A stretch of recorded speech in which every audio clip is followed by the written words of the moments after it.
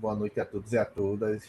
Estamos aqui dando início à nossa live, que tem como título Escolha dos Conselheiros Tutelares e Conselheiras Tutelares do Futuro e Agora, né? Uma live promovida pela Escola de Conselhos, em parceria com o Conselho Estadual, com o nosso Comanda, com a Universidade Federal Rural de Pernambuco.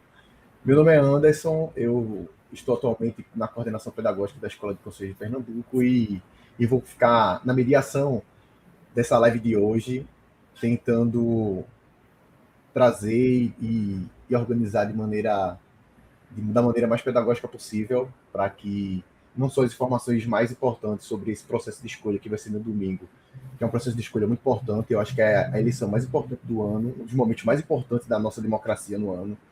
Então, vou tentar aqui, de maneira o mais eficiente possível, trazer as dúvidas que vocês tiverem depois da fala institucional aqui dos nossos convidados. Então, por favor, fique muito à vontade para compartilhar suas dúvidas, suas considerações no chat. A gente vai levar isso muito em consideração. Também mande o nome de vocês e a cidade onde vocês se encontram. É sempre muito bom receber o carinho de tantos lugares de Pernambuco e do Brasil. Então, por favor, fique muito à vontade de colocar o nome e a cidade onde vocês se encontram. E já passo a palavra, então, para o coordenador institucional da Escola de Conselhos de Pernambuco, nosso professor da Universidade Federal Rural de Pernambuco, professor Humberto. E já eu passo a palavra aqui para a nossa presidenta Glaucia. Então, professor Humberto, por favor, fique à vontade. Boa noite, professor Anderson. Boa noite a todas, todos e todas que estão nos ouvindo, nos prestigiando. Não necessariamente agora, dia 28, às 19h12, mas aqueles que vão estar depois desse momento, prestigiando esse nosso trabalho aqui de mobilização em torno da escolha unificada dos conselheiros tutelares. Quero saudar a minha presidenta, a nossa presidenta Glaucia, né, Andrade, uma pessoa que vem conquistando, né, não só o nosso respeito, mas a nossa admiração pelo trabalho que está desenvolvendo, pelo esforço que está, né, desempenhando na presidência do SEDCA, e saudando a nossa presidenta, eu saúdo todas as conselheiras e conselheiros, né, do nosso Conselho Estadual, que é um parceiro histórico da Escola de Conselhos da Universidade, né, até porque, né, a Escola de Conselhos é o SEDC, e o SEDC é a escolha de conselhos, então não pode ser diferente, né. Quero saudar, né, o público que está aqui conosco, né, Gidivan, Mário, Leandro, né, Maciel, e dizer, professora, presidenta Glaucia, professor Anderson, que o Maciel colou grau hoje, né, ele está de parabéns e fez uma apresentação linda, foi o orador da turma. Então, assim, o meu boa noite também é aqui fazendo menção ao grande dia que a gente teve hoje, né, com a solenidade de colação de grau, né, dos trabalhadores e trabalhadoras do SUAS, do estado de Pernambuco. Então, a gente estava com o Carlos, nosso secretário executivo, com Carol, nossa secretária maior, né, da Secretaria de Desenvolvimento, Paula Vanusa, o reitor, Raquel, muita gente boa. E, né, então, parabéns, Marcel, e todo mundo. E já estou vendo aqui que a Alana também entrou, olha, Sédica presente. Alana, satisfação. Nosso grande Sédica, que é a equipe técnica presente também. Então, né, por enquanto, mais de que esse acolhimento não é só institucional, ele também é afetivo, porque está nessa noite, às vésperas das eleições, né, o processo de escolha, para todos nós é muito importante. Passo a palavra para o professor Anderson. Muito obrigado, professor Humberto, pelas palavras iniciais, e eu já vou passando a palavra para a nossa presidenta Glaucia para fazer suas considerações iniciais. Por favor, Glaucia, fique à vontade. Muito boa noite. É muito difícil falar depois do professor Humberto, principalmente pela generosidade dele de acolher a gente tão bem, né? Às vezes é ele que demonstra para a gente a importância do espaço que a gente está e das ações que a gente faz na rotina. Então, obrigada, professor Humberto. Me apresentando aqui a todas as pessoas, sejam muito bem-vindos. Eu, primeiramente, tenho que me identificar. eu sou uma mulher, né? Parda, meu cabelo ele é médio e minha principal característica são meus olhos. Eles são grandes e muito, muito expressivos e agora estão brilhando porque eu estou feliz demais de estar aqui. E o que me move muito é isso, é afeto. E a Escola de Conselhos consegue conduzir tanto suas formações quanto todas as suas atividades com muito afeto. Então, desde o meu primeiro contato, eu tenho me sentido muito em casa. Então, agradeço esse convite de estar aqui conversando com vocês, que também são referências no assunto para mim. Hoje, eu represento, enquanto presidente, estou, até maio do ano que vem, o Conselho Estadual da Defesa do Direito das Crianças e do Adolescente, com muito orgulho, né? Trago uma experiência de secretária de Desenvolvimento Social e Direitos Humanos da minha cidade. Eu sou de Petrolina, pessoal, no sertão pernambucano. Então, gosto muito de falar dessa minha experiência no município, porque foi lá que eu trabalhei com os conselhos de direito, participei dos primeiros conselhos representando o governo municipal e hoje, estando onde eu estou, com muito orgulho, estou servidora aqui do governo do estado de Pernambuco, represento a minha secretaria, que é a Secretaria de Justiça e Direitos Humanos no SEDECA, né? Então, essa é uma importante ferramenta, é um colegiado, eu não estou sozinha, então eu fico sempre ansiosa quando eu vou falar, porque eu estou aqui representando pelo menos 28 conselheiros, né? Pessoas que são militantes da própria sociedade civil, nós temos várias instituições representadas hoje, são 7, né? Nós temos, vou dar alguns exemplos aqui, a gente tem a PAI, a gente tem o SENDEC, né? A gente tem o CIEE, tem uma Fundação Gonzagão também, tem várias instituições da sociedade civil e também temos a representação do governo do estado de Pernambuco, que são as secretarias de educação, a Secretaria de Educação,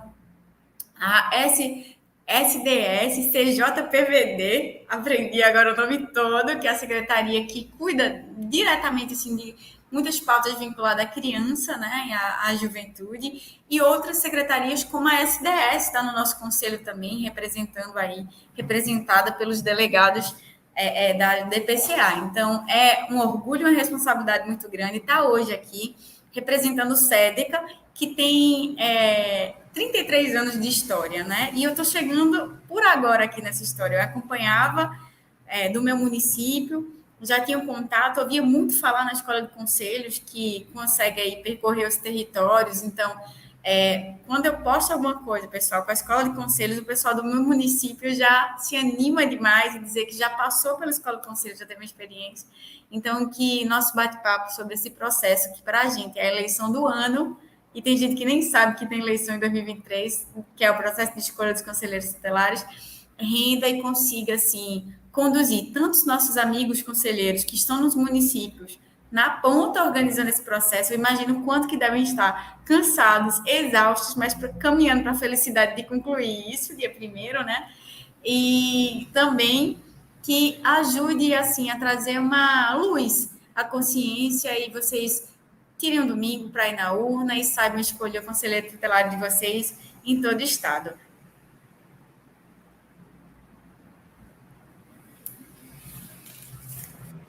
Muito obrigado, Glaucia, pelas suas palavras iniciais aqui, de muito ser sempre muito bem-vinda, né, na nossa Escola de Conselhos. Então, essa parceria vai longe. Então, para a gente começar, pessoal, a conversar sobre esse processo de escolha, aí eu aqui preparei uma pergunta para o professor Humberto Miranda para a gente começar a iniciar uma discussão mais aprofundada e mais complexa sobre esse processo. Então, professor Humberto, assim, a Escola de Conselhos, e eu também participei dessa construção, a Escola de Conselhos vem fazendo, né, algumas ações de abordagem social sobre a importância desse processo de escolha, né? Então, eu queria saber como o senhor enxerga, enquanto um professor, pesquisador, militante na área dos direitos da criança e adolescente, como você enxerga esse processo de escolha para o fortalecimento da nossa democracia no Brasil? Seu microfone está desligado, professor Humberto. Perdão. Me escutam bem? Mais uma vez, agradecer e saudar a presença. Estou vendo que a audiência está aumentando, inclusive com pessoas do interior, né, do estado. Muito, muito, muito bom poder estar falando para todas as regiões, né, desenvolvendo do estado, de Pernambuco. Tua pergunta é muito legal, Anderson, porque eu não sei falar de Conselho Tutelar sem falar de Estado Democrático de Direito, sem falar na possibilidade de que o Conselho Tutelar, quando ele foi pensado e elaborado, implantado, o Brasil estava vivendo num momento onde a redemocratização era a grande, né, motora do processo, não só de político, do ponto de vista, né, das transformações da própria burocracia política, mas também do ponto de vista social e cultural. Né? Os movimentos sociais se organizavam em defesa da democracia. Né? Os militantes, né, da causa da infância, né, dos direitos da criança e do adolescente, estando eles em instituições ou entidades da organização da sociedade civil ou, né, em instituições com o próprio sistema de justiça, as universidades, né, a Defensoria Pública, o Ministério Público, as instituições que, né, até gente da própria FEBEM, FUNABEM, também lutava contra o modelo FEBEM-FUNABEM e buscava outro horizonte, né, de política em relação à atenção aos meninos e meninas que viviam as diferentes formas de violação de direito. Então, o Conselho, ele nasce, né, assim como os Conselhos de Direitos da Criança e do Adolescente, o CONANDA, o próprio SEDICA, né, os Conselhos Municipais, mas os Conselhos Tutelares também nascem desse sentimento. Então, por que nasce desse sentimento? Porque eles partem da perspectiva de que era necessário e é necessário a participação popular para escolher. Isso é democracia. Né? As pessoas, né? A democracia é muita coisa. Né? Democracia é ter acesso aos bens historicamente e socialmente construídos, como diz, né, o Coutinho. E ter acesso aos bens, aos equipamentos de proteção é democracia.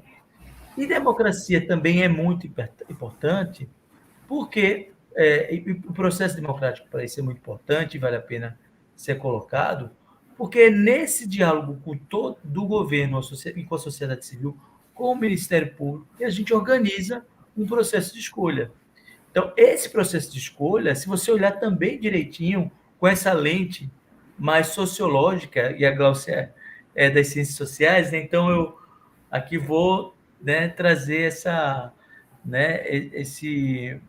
abordagem. Né? Se você olha a partir dessa lente, você percebe, né, que todo esse processo, né, de escolha, ele em si é um processo que vem, né, desse momento histórico do Brasil, um momento onde que as pessoas, né, pensavam em se organizar coletivamente, né, para pensar política pública, para pensar políticas sociais e para pensar também o que a gente pode chamar de uma rede de proteção, né, para os meninos e meninas. Até porque, naquele momento, o sistema FEBEM-FUNABEM já não correspondia, né, às necessidades que, né, a sociedade brasileira e que as infâncias brasileiras, né, as crianças e adolescentes brasileiras demandavam. Né? O punitivismo, né, estrutural, né, o menorismo estrutural e estruturante. Né? Toda essa forma, né, de pensar essa política, né, muitas vezes pensada de forma autocrática, ela já não mais atendia, né, às necessidades. Né? E tinha outra coisa muito importante que foi acesa, né, de forma mais firme com o próprio movimento nacional de meninos e meninas de rua, né, que também trouxe para o campo do debate a própria participação política dos meninos e meninas. E o próprio movimento também contribuiu para que o Estatuto da Criança e do Adolescente fosse, né, aprovado. Então, assim, o Estatuto, eu posso dizer seguramente, né, enquanto até como um ofício, né, de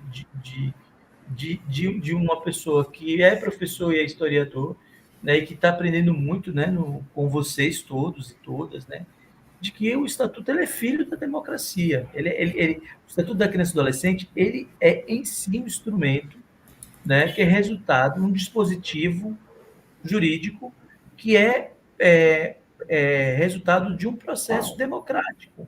Tanto é que, para ele ser aprovado, existiu também a coleta de assinaturas. Então, assim, isso tudo é muito importante que se coloca. Quando você está num processo como esse, você chama, né, para si muitas coisas. O processo de escolha não é só escolher um conselheiro tutelar, um grupo de 5 pessoas. É valorizar, né, uma ideia, né, valorizar um sentimento em relação à política de proteção das crianças e dos adolescentes. Né? Então, por isso que ele é tão importante. Né? Quando a presidenta diz assim, é a eleição do ano, por que a eleição do ano? Porque, para mim, né, todo o sistema de garantia de direitos da criança e do adolescente, né, e toda a rede de proteção precisava se mobilizar em torno da, né, como obrigação, inclusive. Né? Por exemplo, quando a gente vai nas ruas, a gente fez esse processo de mobilização, né, no mercado, nas praças, né, no lugar onde a gente estava distribuindo. Ontem mesmo estava no seminário com a presidenta, né, promovido pelo SENDEC, e a gente estava distribuindo panfletos, porque é uma obrigação da gente, né, enquanto integrante do sistema de garantia de direito. Né? Então, eu penso que a democracia ela é chamada nesse sentido, né? Quando toda a sociedade ela é convidada a votar, né? Isso é um processo democrático, né? Isso é um processo que ela abre janela, né, para que esses agentes públicos, que são chamados de conselheiros e conselheiras, elas sejam, né, eleitos, escolhidos pela sociedade. Então, não é nenhuma decisão autocrática, nenhuma vontade de prefeito, nem de vereador. Né? É uma vontade da população. E penso que, nesse sentido, né, tanto os conselhos municipais do direito da criança e do adolescente, quanto o Ministério Público, todos os integrantes, né, que compõem, né, essa rede de proteção são, seguramente, agentes muito importantes e até protagônicos no processo da organização do processo de escolha. Né? Então, assim, é muito bom valorizar o trabalho do Ministério Público, dos CMDCAs, os conselhos municipais, eles precisam ser realmente muito respeitados nesse processo, porque eles é que fazem valer, né, junto com a própria gestão pública, né, os órgãos municipais, né, que vão estar mobilizados também, escolas públicas, segurança, né, toda a gestão pública também, né, ela acaba se construindo uma rede em torno de um processo que em si é um processo democrático. Então, eu espero ter respondido antes, mas a sua pergunta realmente, né, é muito interessante, porque, inclusive, nos faz ampliar o horizonte, né, do conceito de democracia. Né? Essa palavra. Não, professor, me sinto muito contemplado. Eu acho que é uma discussão bem importante da gente pensar essa democracia que queremos construir para o nosso país, né? Que ela está sempre em disputa e sempre em construção. Então, foi muito bom, sempre é muito bom de ouvir. E chegou o nosso professor Geraldo. Então, eu vou introduzir o nosso professor Geraldo na live. O nosso professor Geraldo acabou de chegar por aqui. Boa noite, professor Geraldo. Tudo bem? Então, eu vou passar a palavra para a nossa presidenta Glaucia, e aí depois eu volto com o nosso professor Geraldo. E como fiz para o professor Humberto, eu também quero trazer uma pergunta norteadora para a Glaucia, que é o seguinte: eu sei que para o Conselho Estadual, iniciando uma nova gestão, realmente foram trazidos muitos desafios, né, para esse processo de escolha. Né? E como você mesmo falou na sua fala inicial, Glaucia, é um dos momentos mais importantes do ano. Né? Eu acho que é um dos momentos mais importantes da nossa democracia, né, recente. Então, eu queria saber como foi para você, enquanto você também você é das ciências sociais, né? Como você, enquanto cientista social, como presidenta de um conselho estadual que está passando por esse processo, Queria saber qual a análise que você vê, quais foram os desafios que o Conselho Estadual também enfrentou nesse processo. A gente quer muito te ouvir. Fica à vontade, por favor. Obrigada. Eu estou aqui, a gente vem para participar de uma live, tem uma aula, né? O professor Humberto fala, a gente escuta e vai refletindo, e o mais bonito é acompanhar aqui no chat os comentários. Fui a primeira aluna da Escola de Conselho, sempre o professor Humberto, isso é muito legal.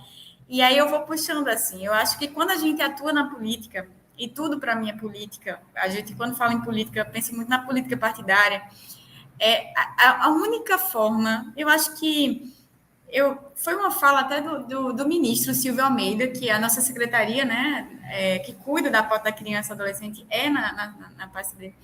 Ele falou, e eu gravei isso, assim, a única forma da gente se imortalizar é através das ações. E a política é um palco muito importante para isso, né? Então, eu fico encantada, assim, em participar, você me perguntou do desafio do SEDECA. Primeiro, eu sou muito entusiasta. Bora, vamos fazer. Então, eu vejo nesse conselho a oportunidade que todos os conselheiros que passam ali de se eternizarem enquanto ação na vida das pessoas, sabe?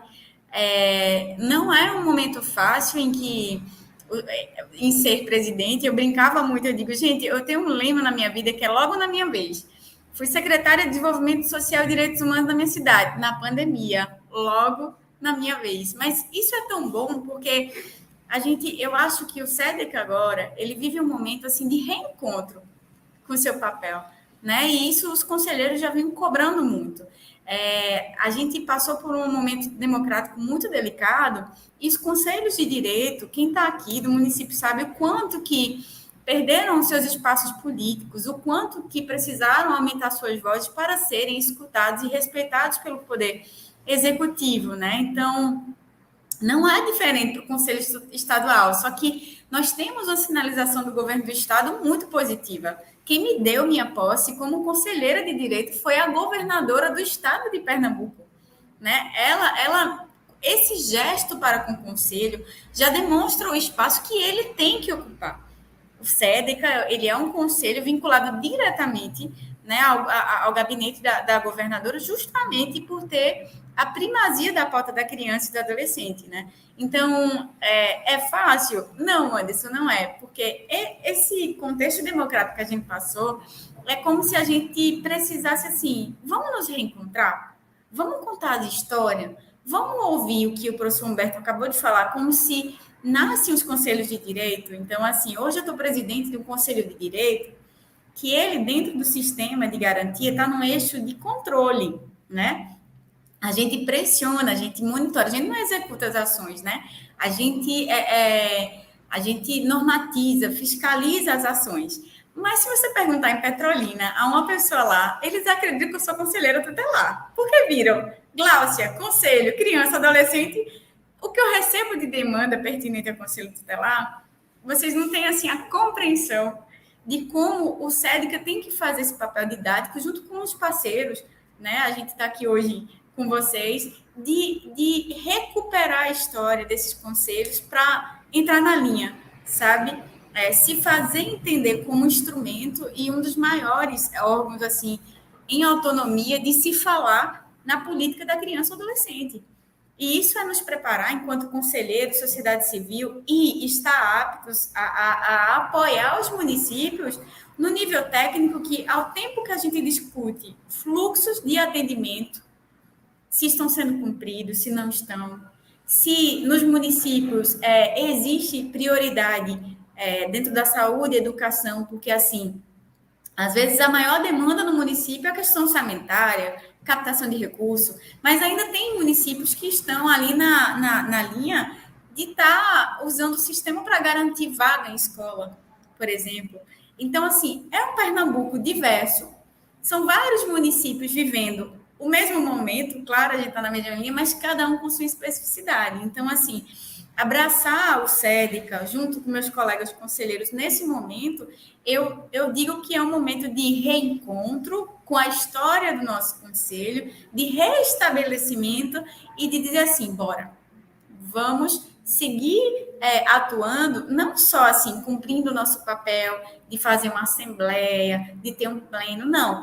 Cumprir o papel de se imortalizar dentro da política de direitos humanos, como o SEDCA sempre se fincou, né, historicamente, assim, deixando legado, sabe? E esse legado, ele parte da atenção que os governos têm que dedicar e respeitar os seus conselheiros, né? Ele parte disso, parte também da necessidade de se pensar orçamento também. A gente não pode, assim, estar aqui conversando, a gente vai se aprofundar mais sobre os conselhos tutelares, sem pensar na realidade de que existem conselhos tutelares que não têm um computador para trabalhar, que não tem um carro, que não tem um combustível. Então, a gente vai, gente, do sonho, sabe, do afeto, do contato com o município.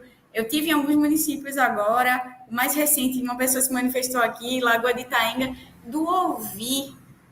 Como você apoia sem ouvir os municípios, né? Como que você apoia sem conhecer a realidade? Assim, a gente não pode se fechar no cenário de SEDCA como se fôssemos só nós 14 ali na mesa, com poder de decisão. A gente tem uma responsabilidade tão grande enquanto conselheiro, que é cada um dentro da sua lente. A minha lente hoje lá, ela é macro por estar na presidência, mas é justiça e direitos humanos. Eu não posso esquecer qual é a cadeira que eu estou ocupando, né? Eu trabalho com um sistema de proteção a pessoas. Ela não se resume assim ao ser Gláucia, ao ser Secretaria de Justiça e Direitos Humanos.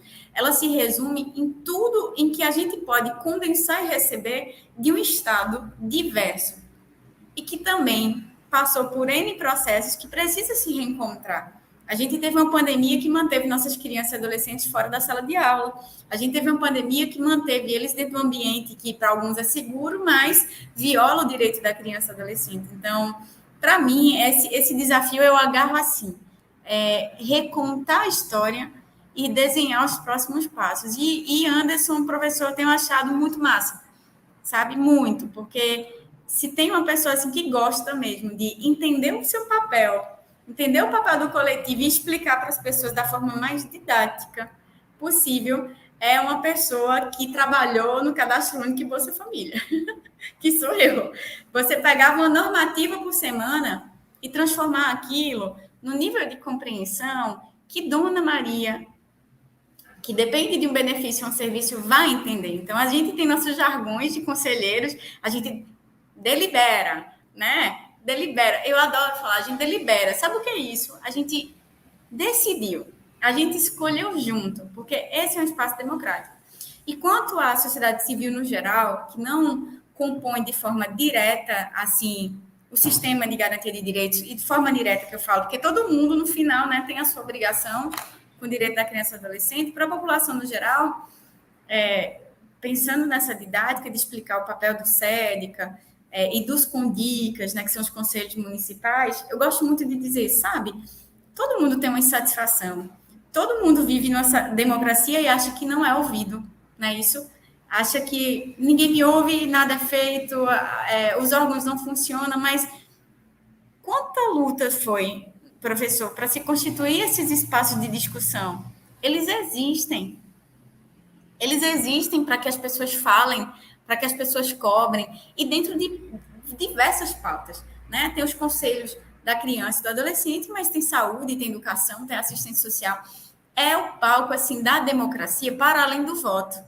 Democracia não é só escolher seus candidatos a prefeito, presidente, governador, governadora, ou conselheiros tutelares, que a gente vai escolher no domingo. A democracia, ela acontece o tempo inteiro. E os conselhos de direito é o palco de escuta para isso. Só que a gente tem que recuperar o quê? Credibilidade. Não é o ouvir pelo ouvir, sabe? É dizer assim, olha, esse espaço é seu também. Então, isso vai numa parte muito mais profunda, que é os conselhos de direito não ser compostos só porque tem que compor. Tem que fazer eleição para trazer as entidades. Tem que indicar uma pessoa de cada secretaria. Não. É fazer desses conselhos um organismo vivo. Então, assim, quando eu penso no SEDCA, você fala essa palavra em frações de minutos, Anderson. É tudo isso que passa na minha cabeça e uma missão muito grande que é apoiada pela sociedade civil e o governo do estado tem abraçado como causa, porque, assim, é a pauta do governo do estado de Pernambuco. A gente vive um momento de ter uma governadora agora mulher, a primeira vez, sabe? E assim, a mulher, a gente sabe que sempre foi relegada esse espaço de cuidado, né? Aí a gente sempre fala desse sentido do cuidado. Crianças, idosos vão ser bem vistos, mas eu vejo para além disso, eu vejo pela sensibilidade de olhar o detalhe das coisas, sabe? Eu vejo, eu digo assim, eu visualizo 184 municípios e um distrito, mas eu preciso ter o registro do detalhe do que é uma vivência da política da criança e adolescente na Zona da Mata, no Sertão, que é de onde eu venho, no distrito de Fernando de Noronha. Então, eu estou muito esperançosa de que no estado da gente, a gente junto, sociedade civil, universidade, me orgulho muito de estar aqui nesse ambiente de universidade, porque a minha universidade ela é bem novinha. É a Universidade Federal do Vale do São Francisco, Univasf, é uma conquista para a gente lá, né, no Sertão, mas a gente sente essa necessidade de dizer, poxa, cadê nosso espaço para fora do muro da universidade? E a Escola de Conselhos e a UFPE é um espelho massa, assim, de que a gente não pode deixar o que a gente aprende dentro da universidade ser um bate-papo, sabe? A gente tem que construir, e os conselhos de direito, que o nome dessa escola bem diz, Escola de Conselhos, eu acho que é a forma mais genuína de se trazer o espaço universitário para dentro desse palco que eu falei, que para mim é um dos mais bonitos palcos da democracia, que são os conselhos de direito, e fazer essa relação entre a realidade e a necessidade das pessoas e o que a gente estuda e se capacita para militar e defender, como hoje a gente está aqui defendendo a importância dos conselhos tutelares.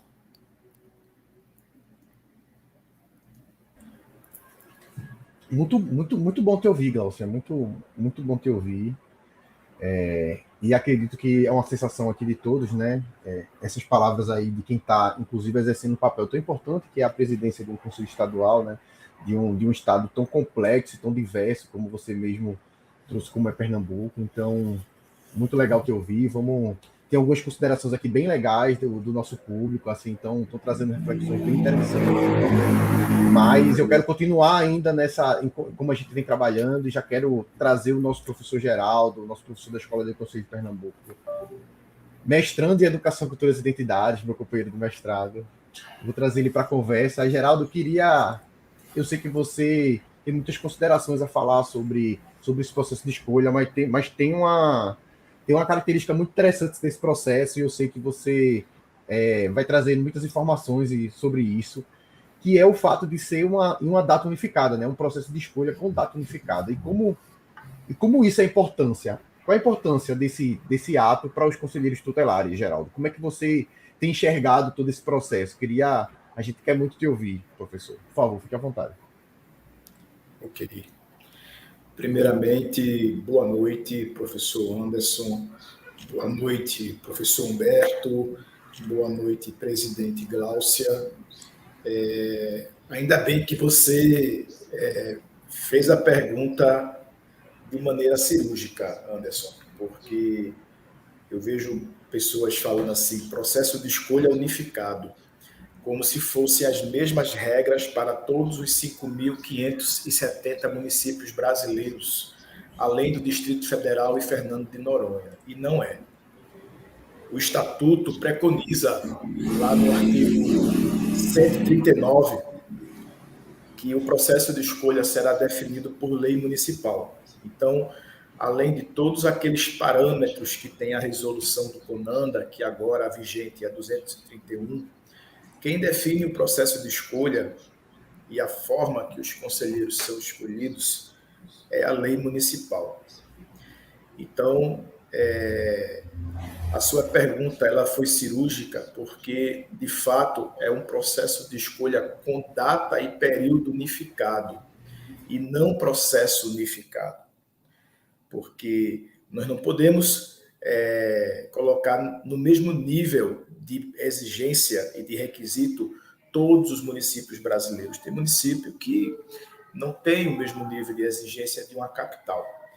E isso deu muita confusão nas pessoas e ainda vem dando, porque, por exemplo, aqui na região metropolitana, você tem requisitos para o Recife que não são os mesmos requisitos para Olinda ou Jaboatão.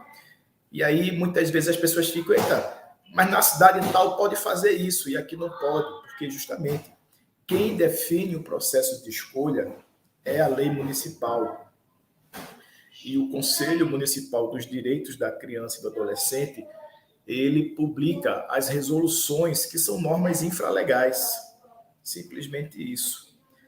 E falando desse tema, Anderson, ele é muito apropriado porque houve uma razão na época, e eu posso falar bem desse período porque eu fazia parte do Fórum Nacional de Conselheiros Tutelares. Eu era conselheiro tutelar da cidade do Recife, fui presidente da Associação Metropolitana de Conselheiros e Ex-Conselheiros Tutelares, depois fui escolhido pelo meu estado para representar a classe no Fórum Colegiado Nacional em Brasília. E essa mudança, ela se deu através do projeto de lei do Senado de número 278 de 2009. E esse projeto de lei, ele foi discutido por uma razão, porque como os mandatos não eram unificados, a gente tinha, por exemplo, uma turma. 2009 foi a primeira turma da Escola de Conselhos de Pernambuco. O que acontecia? Tinha município que estava no começo do mandato, tinha município que estava no final do mandato, tinha município que estava no meio do mandato. A gente não tinha uma uniformidade, nem para a formação continuada pela Escola de Conselhos, nem para uma pauta. A gente que precisava ter uma pauta cronológica, ou seja, uma pauta que discutisse orçamento, uma pauta que discutisse conferência, uma pauta que discutisse processo de escolha. E aí, na época, no Senado, teve uma relatoria, que foi o senador Ginhagelo, e ele nos convidou para fazer parte como comissão redatora.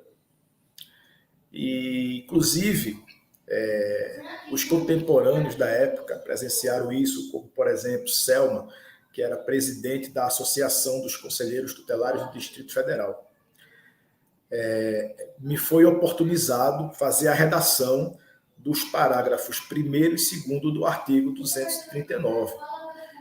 E esse parágrafo é justamente que fala da realização do processo de escolha em data unificada em todo o território nacional no primeiro domingo do mês de outubro do ano subsequente ao das eleições presidenciais. Então,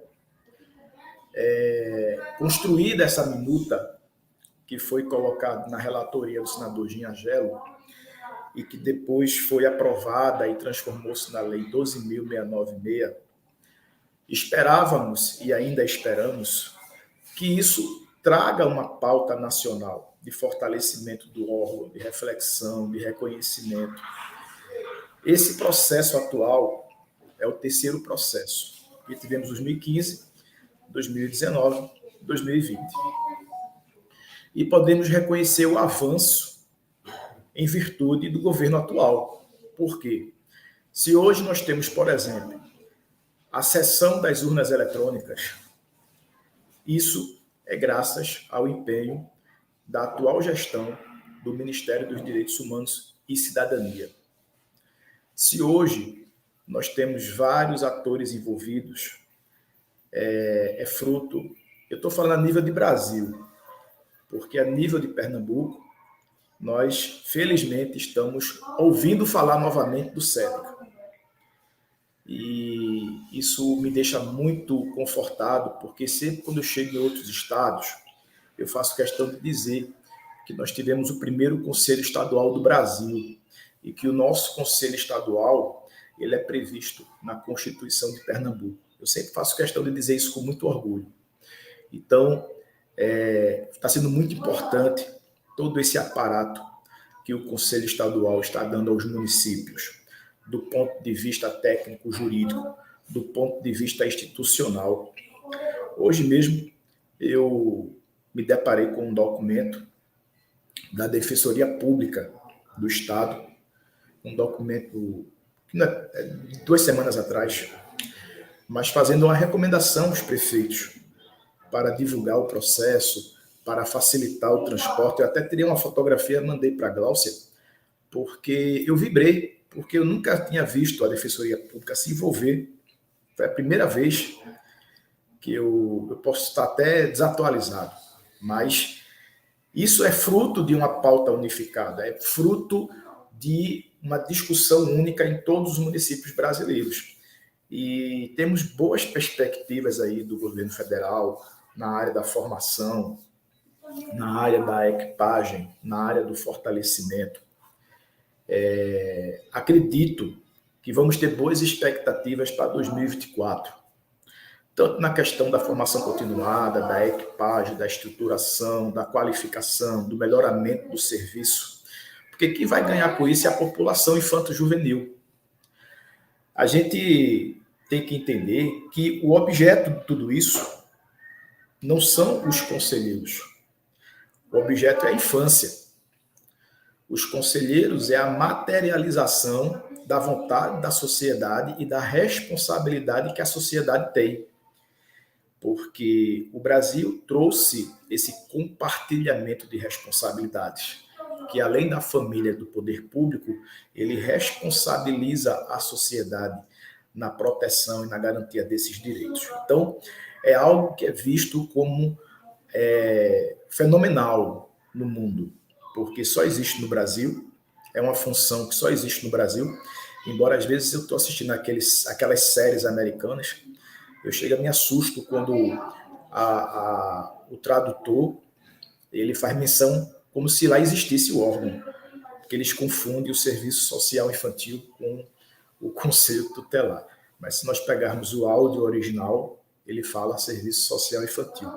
Então, assim, é algo que a gente tem para exportar para o mundo, de avançado, de democrático, de futuro. E aí, para não tomar muito tempo, embora se vocês deixarem, eu vou falar aqui até 10 horas. Eu estou aqui no meu 3º turno já, mas está sendo muito... Inclusive, quero também fazer aqui um registro. O envolvimento do Ministério Público a nível nacional. O Ministério Público a nível nacional, eles foram para dentro do CONANDA discutir a Resolução 231, que, embora ela, às vezes, confunda algumas pessoas, porque nem todos os municípios têm condições de segui-la, mas ela trouxe um avanço para equilibrar essa relação, combatendo o abuso de poder econômico, combatendo o proselitismo, combatendo o clientelismo. Então, a Resolução 231 e a atuação do Ministério Público ela foi fundamental para equilibrar essa relação. E, diga-se de passagem, vamos ter em Pernambuco representantes do Ministério Público em todas as comarcas, porque saiu uma portaria da Procuradoria-Geral de Justiça relocando promotores para aquelas comarcas que não têm, aliás, para as cidades que não são comarcas e para as cidades que promotores vão ficar inviabilizados porque acumulam comarcas. Então, isso é algo muito avançado, porque você vai garantir um representante do Ministério Público em todos os municípios pernambucanos. Então, tivemos avanços no SEDICA, tivemos avanços na Defensoria Pública, tivemos avanços no Ministério Público. Então, assim, as instituições... E tivemos avanços no TRE, não pode aqui deixar de reconhecer, porque o TRE, mesmo não tendo responsabilidade, porque isso não é um processo eleitoral, nós falamos eleição por um vício de linguagem, porque o Estatuto ele não utiliza a expressão eleição, porque não é uma função eletiva.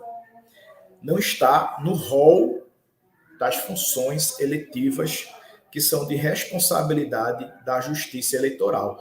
Mas, mesmo assim, a Justiça Eleitoral ela abraçou o processo de escolha, cedendo as urnas, cedendo software, dando todo apoio, treinamento E eu tenho acompanhado alguns municípios que vão utilizar as urnas eletrônicas e eles estão sendo muito bem assistidos pelo Tribunal Regional Eleitoral. Então, é algo de menção honrosa para o Tribunal Regional Eleitoral, que tem à frente o desembargador André Guimarães. Então, estamos aqui para convocar a população, para procurar conhecer os candidatos de sua cidade, procurar conhecer os locais de votação, e elas podem ter isso nos sites das prefeituras, nos sites do CONDICA, aliás, dos Conselhos de Direitos da Criança e do Adolescente, nas redes sociais, e procurar escolher candidatos e candidatas que tenham verdadeiros compromissos com as causas das infâncias. Nós tivemos uma democracia bastante atacada, professor Humberto, recentemente. Nós tivemos questionamentos do resultado eleitoral, nós tivemos questionamentos, inclusive, das urnas eletrônicas, e fortalecer a democracia não é só votar para presidente, governador ou membro do Poder Legislativo. Fortalecer a democracia é participar da escolha também daquelas pessoas que vão nos representar em outras instâncias, como é o caso do Conselho Tutelar. Então, a gente precisa convocar a população para escolher e escolher bem. Não apenas escolher porque está sendo levado por alguém, porque está sendo convencido por alguém ou porque deve algum favor, mas escolher porque tem consciência que aquele candidato, aquela candidata vai poder representá-lo bem nesse papel de zelo e garantia dos direitos. E depois vamos poder avaliar. Quem sabe numa live, quem sabe no pleno do SEDICA, quem sabe nos nossos seminários, a gente poder avaliar esse processo de escolha. Porque, diga-se de passagem, os 2 anteriores não foram avaliados. Não tivemos nenhum momento para avaliar, viu, presidente? Já estou lhe dando aí uma pauta. Não tivemos nenhum momento de avaliação, nem de 2015, nem de 2019. Então, como é que poderíamos corrigir quaisquer defeitos se não fizemos nenhuma avaliação do passado? E aí, diante dos brilhantes historiadores, precisamos conhecer o passado para entender o presente e planejar o futuro. E aí é onde precisamos continuar essa pauta. E vamos precisar planejar as nossas formações, os nossos seminários, os nossos encontros, os nossos simpósios, quem sabe aí a 5ª turma de especialização. Eu sempre faço... Eu quando chego nos outros estados, o povo diz, eita, lá vem aquele pernambucano besta, que diz que tudo começou em Pernambuco. Eu disse, Pernambuco foi que redigiu o artigo 227 da Constituição, Pernambuco redigiu os parágrafos 1º e 2º do artigo 139, que resultou na Lei 12.696. Pernambuco tem o primeiro Conselho Estadual, Pernambuco tem a primeira DPCA, Pernambuco tem o único curso de especialização em direitos da criança e do adolescente, e Pernambuco tem a única escola de conselhos ainda em atividade e que vai ter muitos anos pela frente. Vamos debutar esse ano, graças a Deus, né, professor Humberto? Vamos completar 15 anos, e eu tenho o orgulho de ter sido cursista da primeira turma, de extensão, cursista de especialização, membro do Conselho Gestor Estadual e Nacional da Escola de Conselhos e hoje parte do corpo docente. Então, é um orgulho que nós temos, assim como temos da nossa bandeira, do nosso hino, do nosso bolo de rolo. E vou parar por aqui. Mas estou à disposição para responder qualquer pergunta ou indagação.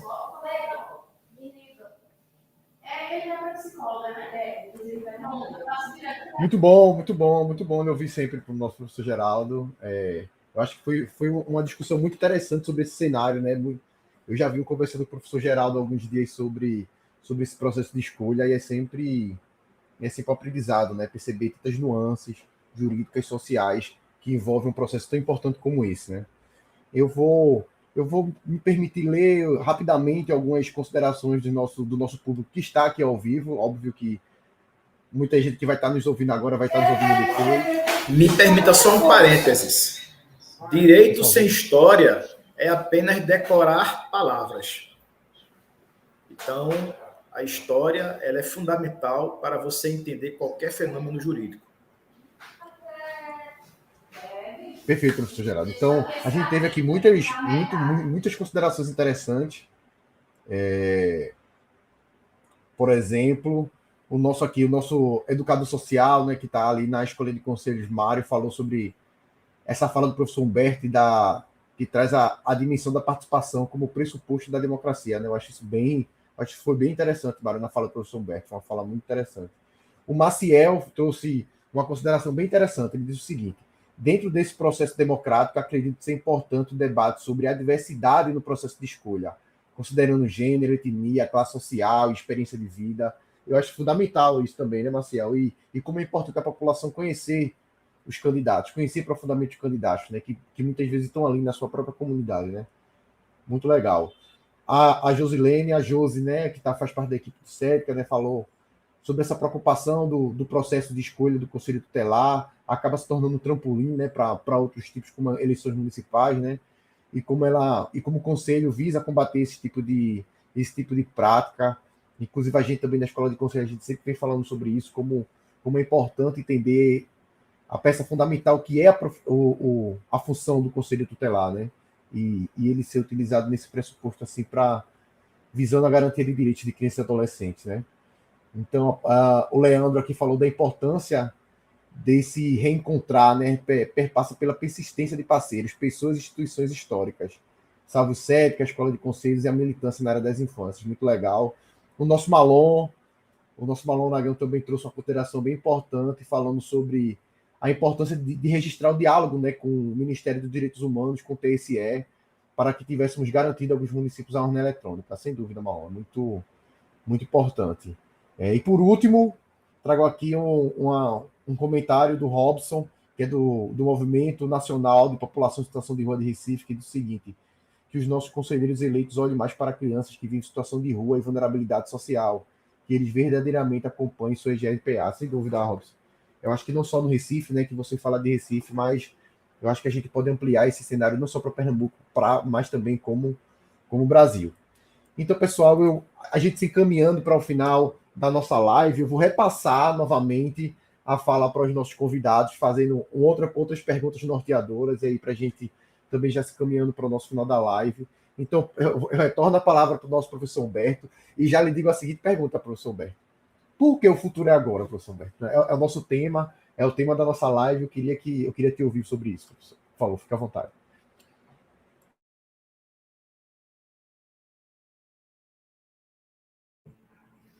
Bem, a gente pensou nessa construção, né, que tem uma poesia aí, o futuro é agora, e as pessoas precisam perceber, né, que existe aí uma possibilidade concreta da gente escrever as próximas páginas, né, da garantia de direitos da criança e do adolescente no Brasil, agora no domingo, né, e com toda retrospectiva que o próprio professor Geraldo trouxe, que a presidenta Gláucia trouxe, né, a gente percebe que essa escrita, né,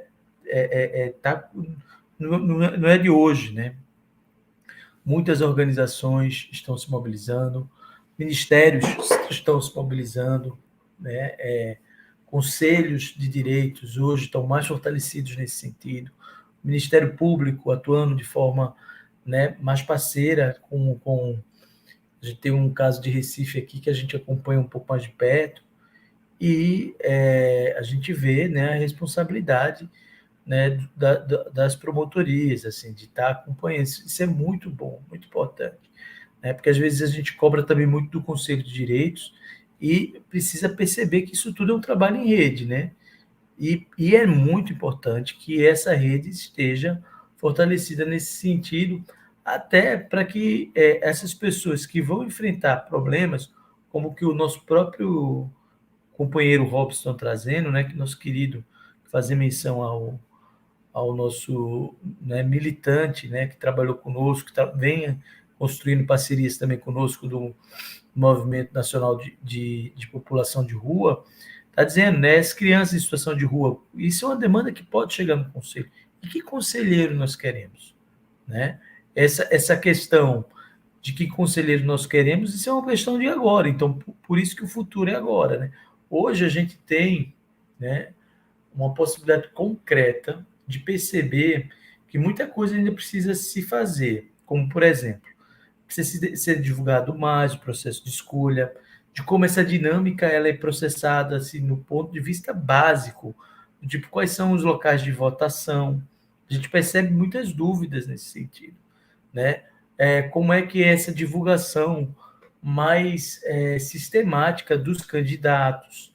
A gente vê exemplos de conselhos municipais construindo divulgação mais efetiva nas organizações, nas instituições, colocando panfletos, né? Olha, por exemplo, na RPA, eu cheguei ontem no Tribunal de Justiça e vi 6 cartazes, cada cartaz com os candidatos de uma RPA diferente. Então, isso são formas de você divulgar, né? E a gente percebe que as pessoas também estão cobrando mais essa organização. Isso é uma coisa muito importante. Isso já é muito, muito...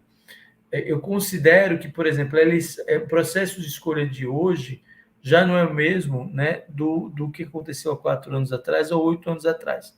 Mas eu concordo com o professor Geraldo que a gente precisa avaliar, até para que, né, os próprios conselhos municipais, né, e o próprio Ministério Público perceba como é que a gente pode, né, aprimorar esse processo de participação das pessoas. Né? Porque, assim, não é só importante ter um processo de escolha, é necessário que as pessoas participem. E as pessoas precisam saber onde votar, quem votar, né? Qual é o perfil desses candidatos e candidatas e candidates, né? Até porque, assim, eu costumo dizer, não há como cobrar depois se você não participa agora. Então, por isso que o futuro é agora, né? Assim, às vezes eu estava em uma outra instituição, pessoas do sistema de garantia de direito, eu não vou votar no domingo. Como não vai votar no domingo? Você é do sistema de garantia de direitos, né? Dedicar meia hora, 1 hora do seu tempo para decidir uma questão tão importante, né? Olha, há muitas críticas em relação à atuação dos conselhos tutelares, né? Eu gosto sempre de ter muitas ponderações em relação a essas críticas, até porque os conselheiros que ali estão foram, de uma certa forma, conduzidos por processos que, se fossem, né, sistematicamente monitorados, avaliados, né, e acompanhados, né, da sua atuação, seguramente a gente não via tanto abuso, né, em relação à atuação dos conselhos tutelares. Então, eu penso que o futuro é agora, quando a gente agora pensa em fazer mobilizações nas redes e nas ruas. Né? Tenta falar, inclusive, não só para, né, os nossos, é necessário que a gente fale para quem não é do sistema de garantia de direito. Essa nossa ação da Escola de Conselhos nas ruas, nos mercados, nas praças, foi para ensaiar uma outra forma de mobilização. Né? E isso, de uma certa forma, o Mário até perguntou, e a pergunta de Mário é uma pergunta, né, assim, estratégica, porque ele sabe que aconteceu de fato, né, muitas questões curiosas. Né? Primeiro que o pessoal pensava que a gente era candidato, não era, Anderson? Nós não somos candidatos. A gente está divulgando o processo. E muita gente perguntou, né, Glaucio, é uma coisa tão interessante, e quando eu parava, pedia licença para falar um pouquinho, né, com a pessoa que estava ali transitando em um desses espaços, e falava que queria conversar um pouco sobre o conceito tutelar, as pessoas paravam para escutar. Impressionante. Né? E uma coisa que eu não sei se os colegas tiveram a impressão, a gente sentia, sabe, Geraldo, um pouco né, das pessoas que já recorreram ao Conselho Tutelar. Né? As pessoas que eram abordadas em algum momento da vida já recorreram ao Conselho Tutelar. Né? E todas elas paravam para escutar com a gente, né, sobre essas questões. Né, Mário? Mário está aqui, né? Nosso querido Mário. Né? Elas realmente tinham, né, muitos questionamentos. Então, isso foi uma coisa muito importante. E nos fóruns que a gente participa, nos debates, muitas questões estão surgindo, presidenta Gláucia, professor Geraldo, professor Anderson. Eu tive uma conversa lá na universidade com um grupo de lideranças e que uma parlamentar disse assim, eu estou preocupado querendo mobilizar a classe média. A classe média precisa votar para o Conselho Tutelar. Né? Veja que preocupação interessante essa. Né? Uma outra fez, eu quero saber quem são os candidatos negros. Quero trazer esse debate da etnicidade para o debate, para dentro do Conselho Tutelar. Então, são questões que eu considero saudáveis, né? Quando você fala, por exemplo, né? De que tem que ter representatividade, acho que foi o Marcel que disse, né? Tem que ter mulher, tem que ter negro, tem que ter pessoas com diferentes orientações, diferentes religião e religiosidade. Por que isso? Porque as meninas e os meninos também são diferentes, a gente não tem padrão de Conselho Tutelar. Né? A gente não quer um padrão de conselho. Não existe conselheiro tutelar padrão. Existe essa sociodiversidade que a gente precisa, né, respeitar e promover e valorizar. Né? Eu penso, né, que a gente está nesse momento de estar aprendendo ainda a fazer processo de escolha, mas que a gente vem, né, mesmo de forma meio tímida, né, buscando construir alguns avanços. Eu penso que esse ano, com essa questão do Tribunal Eleitoral, dessa articulação dos ministérios, isso tudo vai mobilizando as pessoas, né? E assim, eu sonho com um dia de a gente realmente estar trabalhando com possibilidade de escolher pessoas realmente da área da infância, porque quando há 33 anos, quando o conselho foi pensado, tutelar foi pensado, e eu falo isso porque eu conversei com os redatores do Estatuto da Criança e Adolescente, né? E eu dizia assim, como vocês pensaram os conselhos tutelares? E todos eles diziam, né, que na década de 80, quando pensaram essa possibilidade de conselho tutelar, pensavam sempre na possibilidade de ter pessoas que eram referência no bairro, na comunidade, né? Pessoas que tinham experiência, que eram reconhecidas por trabalhar no campo dos direitos humanos de criança e adolescente. Então, a gente precisa fazer com que essas primeiras ideias sejam retomadas, porque só assim a gente vai ter conselheiros e conselheiras, né, comprometidos eticamente, comprometido tecnicamente, porque não adianta ter seu bom coração, preciso ter expertise, preciso saber de como encaminhar, né, e ter noção de rede, né, porque o trabalho do conselho é um trabalho colegiado e é um trabalho em rede. Se o conselho pensa só nele, né, e busca ali fazer uma caixinha, com certeza esse conselho ele não vai estar atendendo as demandas que a rede de proteção vai querer. E como o conselho tutelar é importante, quero terminar aqui a minha fala, né, buscando sempre responder a pergunta geradora, que a Escola de Conselhos trabalha com essa metodologia, né, de perguntas geradoras, com a metodologia freiriana, inclusive. Essa pergunta, por que o futuro é agora? Quando a gente estava na pandemia, eu tive a oportunidade de participar de uma pesquisa com os professores, com professoras da Unesp e da Unifesp.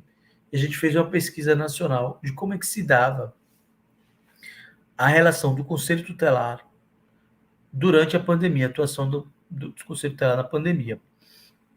Uma das questões mais legais, né, que a gente teve, né, nessa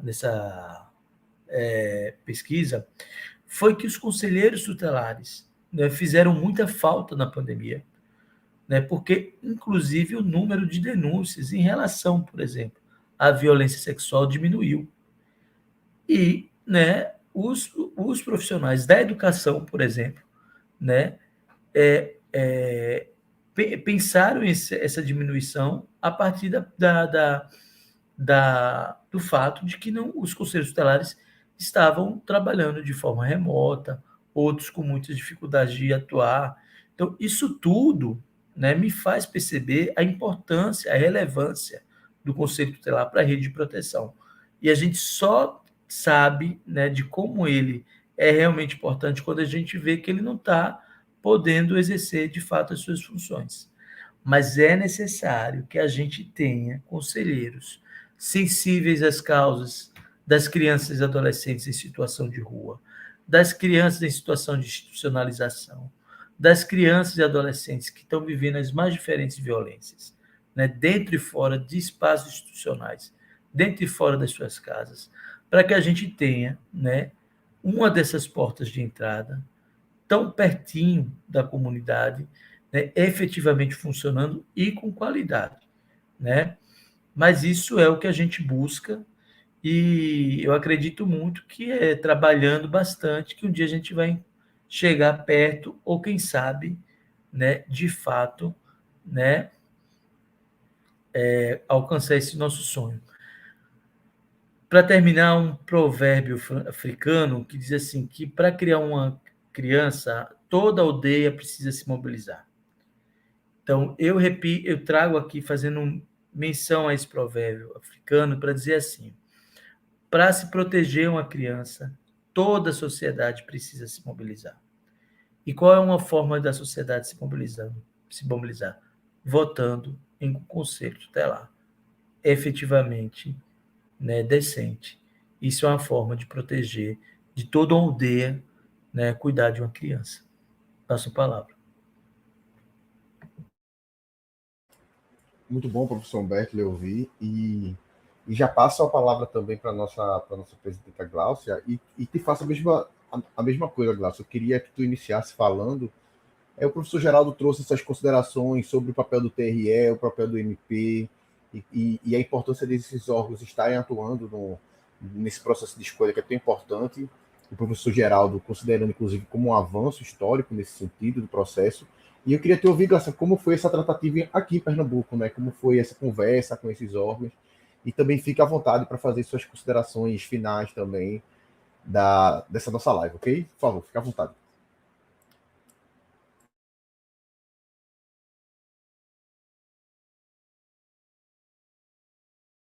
Teu microfone está desligado, Gláucia. Massa. Vamos lá. O professor acabou de falar sobre essa mobilização da aldeia para criar sua criança, né? Eu acredito que aqui em Pernambuco a gente fez esse movimento justamente com quem, de fato, tem que se relacionar, né? Institucionalmente falando, com o processo de escolhas, né? O SEDECA, ele faz um papel de apoio e articulação, né? Porém, o Ministério Público tem uma função importantíssima, que é de fiscalização, né? E o TRE entra como parceiro. Foi peculiar, eu posso dizer, Anderson, essas tratativas, porque, como o professor Geraldo bem trouxe, como o que regulamenta o processo de escolha são leis municipais, então a gente tem uma diversidade, assim, quase que nunca padronizada de dúvidas e conflitos, né? Um município tem uma lei, o outro município tem outra, vê que um está fazendo de um jeito de outro, eles mesmos se questionam se aquilo é para se fazer, e a gente sempre tem que estar orientando, tem que seguir a lei municipal. Então, aqui a gente, enquanto CAOP, né, o Ministério Público de Pernambuco, a representante Aline Rochelas, que ficava sempre, está, né, no plantão, acho assim, quando eu penso em Conselho Tutelar, já vem o rosto dela, a imagem, ela fica nesse apoio aos promotores do Ministério Público, fazendo esse trabalho de articulação e tratando cada demanda e cada processo de fiscalização nos municípios. Então, o Ministério Público tem abraçado muito e evoluído bastante. A gente quer que isso não seja apenas uma política de articulação, sabe? Assim, a depender, sabe? Fazendo uma comparação aqui, espero que todos me acompanhem. Sabe quando a gente sai do processo de caridade e vai para uma política de assistência social? E aí, quando a gente fala política de assistência social não é caridade, o pessoal se choca, a gente explica o porquê. Gente, é melhor, tem que ser uma política para que não dependa do esforço único da vontade de alguém. Então, eu acredito que o processo de escolha dos conselheiros tutelares tem que ser reavaliado, como o Geraldo trouxe, por todos esses atores, pelo próprio TRE, pelo MP, pelos conselhos de direito e todo mundo que fez parte, justamente para que, sem perder a autonomia dos municípios, a gente tenha uma compreensão, né, de quais foram as dificuldades gerais, porque a gente sabe que o processo tem muito que amadurecer ainda. Essa dificuldade que a gente tem de levar as pessoas até a urna é essa diversidade, falta de informações também, né? Então, enquanto essa política de direitos humanos, que é uma política de direitos humanos de criança e adolescente, ela não se institucionaliza, vira uma regra e depende muito dessas articulações, a gente vai ver um município extremamente articulado, andando lado a lado ali, cartório do TRE, Ministério Público, Prefeitura e Condica. Mas, às vezes, a gente vai em outro município, Condica aqui se arrastando, tentando puxar para perto a Prefeitura, convencer a Prefeitura que esse processo é importante, convencer a Prefeitura que precisa de almoço para os mesários, convencer o pessoal do TRE a treinar o pessoal da urna. Então, essa avaliação é necessária para a gente sentir como foi nos territórios. Então, outro ponto importante, além dessa parceria com o Ministério Público, que é muito bom você poder falar uma frase dessa, parceria com o Ministério Público, né? As pessoas geralmente têm o Ministério Público ali como uma unidade fiscalizadora que está só olhando se está sendo feito ou não, mas quando entra como um parceiro de articulação, por exemplo, quem me apresentou, o doutor Orson Lemos, que é o diretor-geral do TRE de Pernambuco, foi a Aline Rochelas do MP. É massa ver essa rede que a gente tanto fala se tecendo na vida real, entendeu? É isso que a gente precisa. Então, quando a gente conversa com o TRE, a gente estava muito ansioso, numa ansiedade muito grande. Por quê? A maioria das pessoas, nós, conselheiros, acreditamos no processo democrático. Consequentemente, a gente acredita muito na urna eletrônica como um meio muito confiável da gente depositar nossa votação, né? Assim como é nas eleições convencionais, que, como o professor Geraldo trouxe muito bem aqui para a gente, que são, de fato, eleições, não é um processo de escolha, e aí, para esse processo, é destinado recurso, logística de urna para todo o território, né, brasileiro, diferente do processo de escolha do Conselho Tutelar, ainda, nos termos legais que temos, o TRE entra como parceiro. E esse negócio de parceiro é danado. A gente volta para aquela nossa reflexão, sabe? Política e aquela vontade ou articulação ou possibilidade financeira de quem não está posto na lei como está, tem que estar ali obrigatoriamente. Então, primeiro veio a ansiedade de esperar a resolução do STF, né? De falar como seria essa questão das urnas. Veio a resolução muito discricionária. Aí, discricionária é justamente aquele negócio. Por favor, façam nas condições de vocês, Estado. Baixem outra resolução para dizer, olha, Bahia pode funcionar assim, Pernambuco pode funcionar assim. Aí sai a resolução e a gente fica roendo as unhas. Cadê o TRE? A resolução do TRE é porque os conselhos de direito, quando eu falo aqui do município, fazendo um comparativo, é como se ele fosse o cartório eleitoral. Olha só isso. Do processo de escolha de conselheiros tutelares. Então, ele já está ali avançando com edital, com prova, com entrevista, com psicoteste, cada município dentro da sua lei. Só que, o que ele pensa? E o dia D? Como vai ser isso? Porque compreende uma ansiedade tão grande nos presidentes de comissão eleitoral, porque tem que se pensar em tudo. Tem que se pensar na divulgação, tem que se pensar no colégio, tem que funcionar a energia para a urna pegar, tem que imprimir cédula onde não será uma urna eletrônica. Então, era essa ansiedade dos municípios justificada porque eu já participei do processo na ponta, né? E a gente articulando com o TRE. Então, o SEDECA conseguiu, junto com o MP, fazer um momento massa. Mas massa, assim, se disser, Glaucia, passou pelo SEDECA, uma das coisas emblemáticas, assim, vai ficar, a gente levou os conselhos de direito para dentro do TRE. Olha que massa. E lá com os funcionários que operam o sistema de TI, que programam urna e tudo mais, os que não podiam estar presencialmente, a gente retransmitiu para os municípios também, e lá a gente tirou dúvidas, e também nasceram dúvidas para o TRE, e lá a gente teve a oportunidade de apresentar. Oi, TRE, esses aqui são conselheiros de direito, não são os conselheiros tutelares nem candidatos, geralmente se relacionam com candidatos. Na maioria das vezes, esses conselheiros são voluntários. Na maioria das vezes, toda essa tecnologia que se foi posta, ou os requisitos mínimos para se ter a urna, não é possível, porque esse conselheiro que está aqui leva o computador dele para conseguir trabalhar. E essa ponte foi tão importante, porque lá a gente foi descobrindo que tinham pessoas dentro do TRE que nunca votou no conselheiro tutelar. Então, esse tipo de articulação, ela é muito importante, porque a gente teve que escutar as dores do tribunal regional, sabe? As dores que eu digo é assim, como queríamos ter o recurso garantido para que muitos mais municípios em Pernambuco tivessem urna, porque o recorte que o TRE precisou fazer foi eleger os municípios que tinham mais de 30 mil eleitores. E esses que foram contemplados até no processo eleitoral urnas. E assim, a gente sabe que é pouco expressivo quando a gente pensa nos 184 municípios em um distrito, só que é vitória também. E como é que a gente estende e expande uma vitória dessa? Fazendo uma análise, como o professor Geraldo trouxe aqui para a gente. Né? Como que se aumenta esses requisitos? Como se prepara o TRE? Como se sensibiliza para que esteja no calendário dele, não em dois anos apenas as eleições, mas o processo de escolha. Então, assim, foi um papel muito interessante. É tanto que aqui, as entrevistas que a gente tem dado, eu fico olhando e digo, que massa. Glaucio do Sédica, juntos, viu?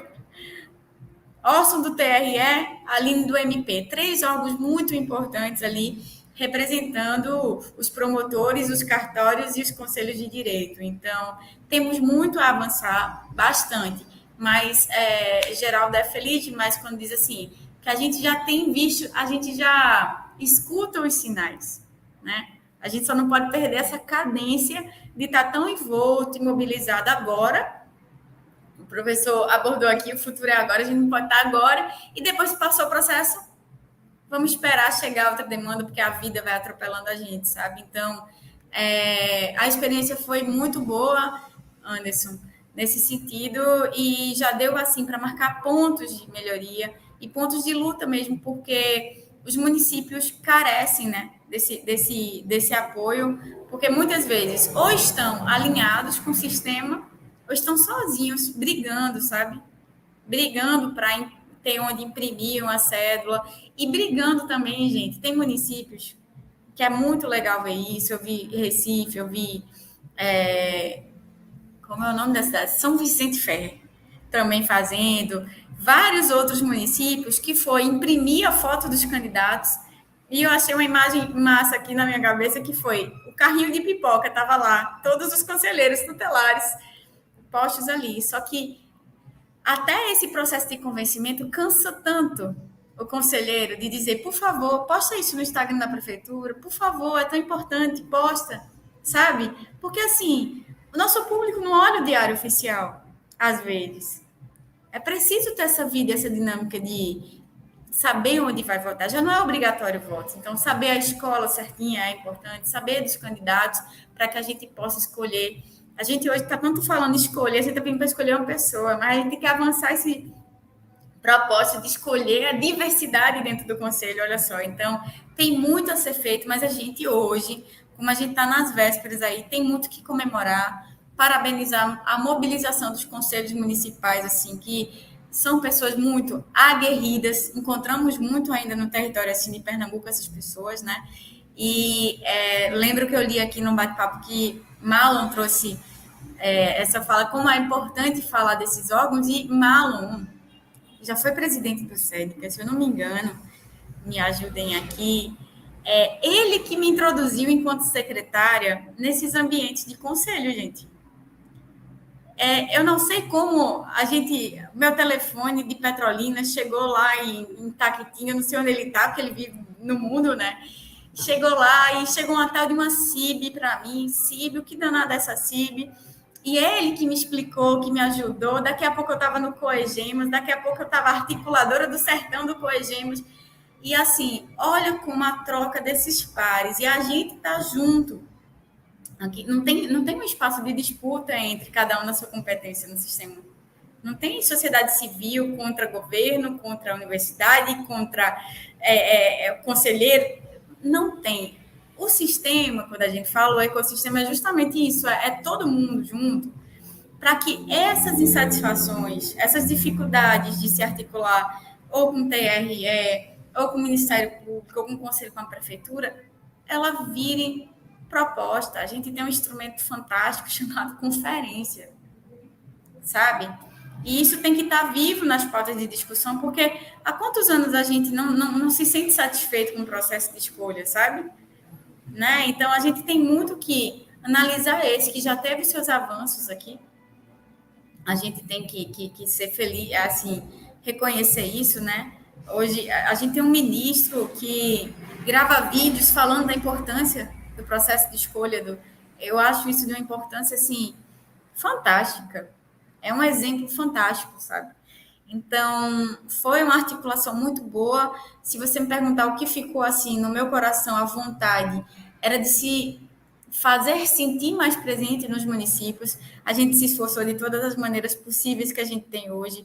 Telefone, e-mail, WhatsApp, entrevista, rádio, grupos, tudo que o SEDC podia fazer enquanto equipe técnica, enquanto parceria, enquanto eu não sei, vou buscar quem sabe. Nós cumprimos até aqui, a gente tem uma Câmara Permanente de Apoio aos municípios que a gente tem que estar fortalecendo. E caminhando para o final da minha fala, porque está muito bom isso aqui, eu quero falar um pouquinho assim, da peculiaridade de Fernando de Noronha. Eu falei muito aqui nos Condicas, né? Que funcionam como se fossem os cartórios eleitorais do processo de escolha dos conselhos tutelares, que organizam tudo. No caso do distrito de Fernando de Noronha, é o único caso em que o SEDECA organiza o processo de abrir o edital, de fazer a seleção, de convocar, né? Porque eles ainda não possuem o seu conselho distrital da criança e do adolescente. Então, o SEDECA abraçou isso, assim, com unhas e dentes, sabe? Nós temos uma comissão muito, muito ativa. São 4 conselheiros, assim, de frente, tem o apoio de toda a equipe técnica do SEDECA e ainda do jurídico. Então, assim, quando o professor Geraldo disse, vencemos tanto, eu parei aqui para pensar, o que a gente fez de bom legado? Então, Fernando Noronha me veio na cabeça, por quê? A gente não estava conseguindo inscritos nos municípios, em Noronha. Não estava, ninguém queria se inscrever. Aí lá vai. Por que ninguém quer se inscrever? Vamos ouvir. Bora ouvir as pessoas. Porque o salário de Fernando de Noronha era R$900 do conselheiro tutelar há 10 anos. Como é que você atrai? E isso, gente, eu sei da quantidade de pessoas que se trabalha voluntário dentro do sistema de direitos, porém não é o caso do conselheiro tutelar, se foi lutado para se ter de forma remunerada. Então, assim, o SEDECA participa da construção de nota técnica, de um pedido de reajuste salarial, o Ministério Público entra com parceria também, a gente submete isso ao governo do estado, e eu digo assim, coisa de se tratar pessoalmente com a governadora Raquel, e chegou na LEP o projeto de lei.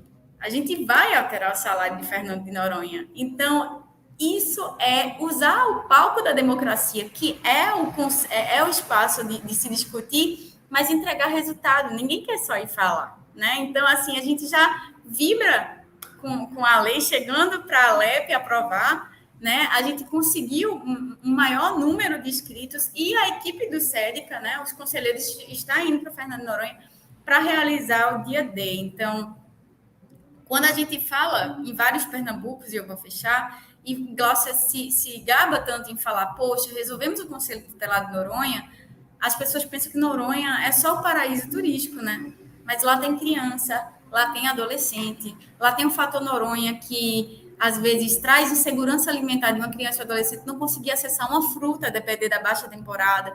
Então, lá existe também a necessidade da garantia do direito da criança, do adolescente, da pessoa humana como um todo. Então, vê como o nosso Pernambuco é vasto. Tem essa necessidade no arquipélago ali, em Noronha, tem no sertão pernambucano, tem na Zona da Mata, tem no Agreste.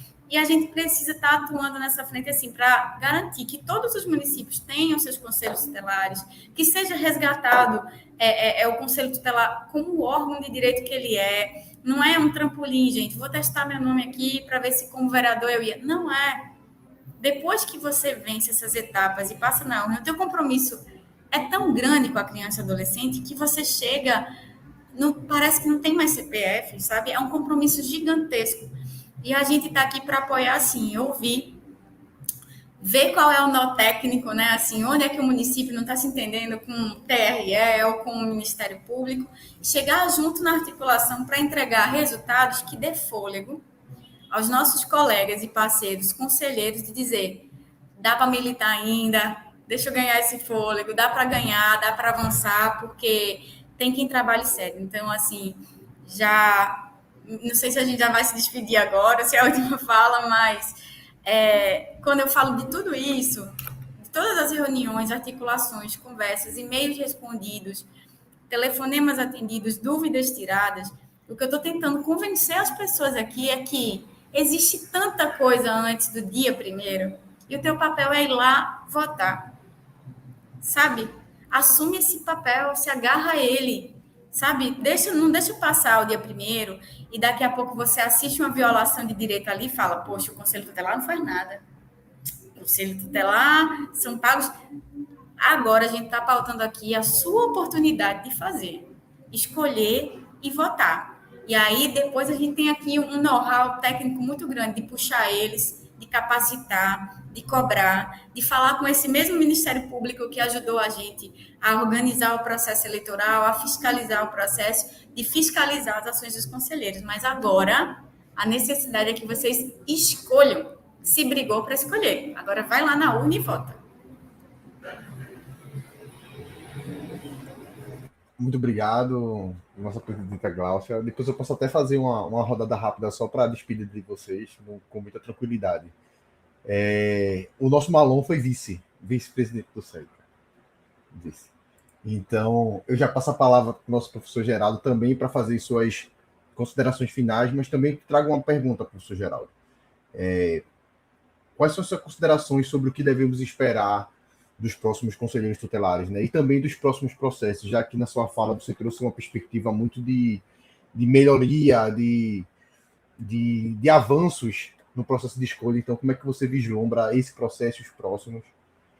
Queremos te ouvir aí para a gente finalizar nossa live. Muito obrigado. Tem o microfone tá desligado, professor Geraldo.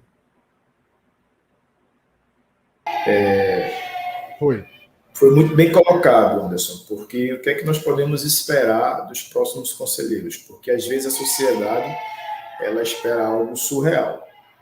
E tem uma metáfora que eu não sei de quem é essa metáfora. Ela é uma parábola, na realidade, que ela diz assim: todo pássaro é ave, mas nem toda ave é pássaro.